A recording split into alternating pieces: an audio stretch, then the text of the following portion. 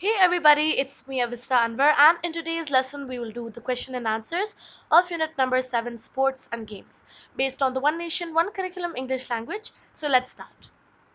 Reading and critical thinking, reading comprehension. Read the text again in the beginning of the unit and answer the following questions. Question number 1.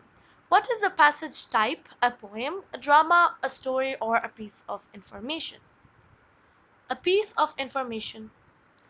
There are four paragraphs in the text. Give a title to each one.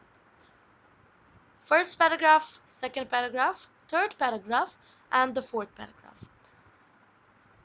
The first paragraph should be titled as Importance of Source, Importance of Sports, Types of Sports and Games, Children Games, Importance of Children Games.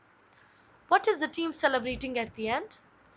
The team is celebrating its victory in the end. Should we play with our family members? Agree or disagree?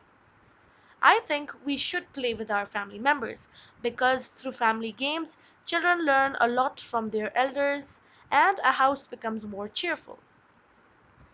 So that's it for today's lesson, everybody. I hope you learned something new today.